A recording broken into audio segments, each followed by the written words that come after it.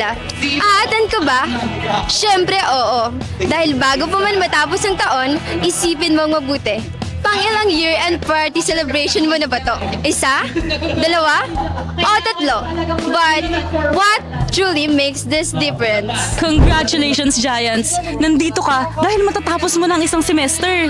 Welcome to our year-end celebration, celebrating the team Ember of the Afterglow, whose story meet the stars. This time, you're not just counting events. You're counting survival, growth, at ang mga kwentong nagdala sa'yo dito.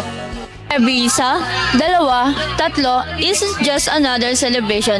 It's proof na you keep glowing kahit minsan parang nauupos ka na.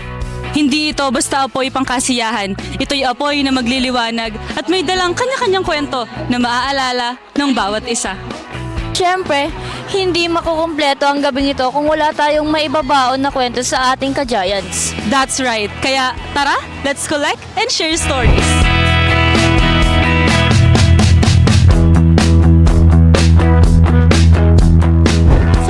Question is, what is something that you will always remember this year? For someone who's from the College of Education, I think the thing that I will always remember from this year is doing my first demo teaching, since it feels like I already conquered my fears. Well, this year I have joined major events in the College of Education, and that helped me to overcome my shyness and actually gain confidence. And as a future educator, that's really something that I am very proud of. One thing that I will always remember this year is maalis yung takot sa pagharap sa maraming tao. Yun lang po at maraming salamat. Yung bagay po na tumatak sa akin ngayong taon is nag-excel po ako in terms of my academics, and dahil po education yung course ko, meron po kami mga demo na ginagawa, and then sa dati po kasi my grade is not hindi mataas masyado, and ngayon naman po tumaas na po siya, so proud po ako dun. Ano ba yung bagay na nakakapagpaalala sa iyo ngayong taon? For me po yung mga friends ko kapag kasama ko sila kasi parang naiiwasan yung mga stress dito sa school pag may mga dapat gawin. Tapos ayun. So my question is, what story will you carry with you tonight? I'm hoping to carry more stories with my friends personally. Something we can reminisce about in the future when we walk by the campus. Ganun po. Para syempre may mga mapag-usapan po kami. Hopefully, I make more memories with them tonight. So ngayon naman po, ano po ba yung isang bagay na na-achieve nyo na sobrang proud po kayo this year?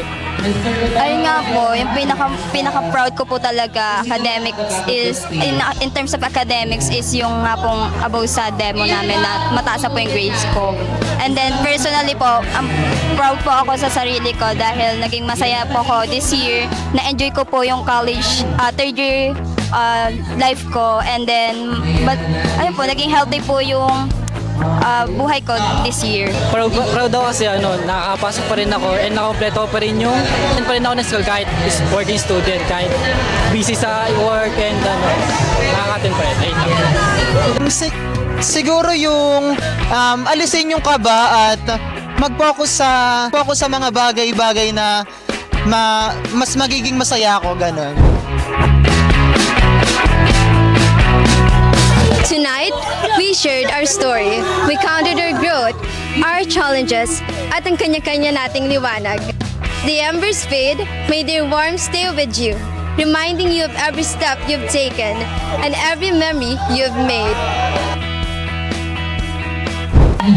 Carry this ember with you and let it guide you until we meet again. I'm Mia. I'm Francesca. And I am Erica. And tonight, the glow is all yours. The Aces of Community, Masters of Creativity. This is The Real Aces.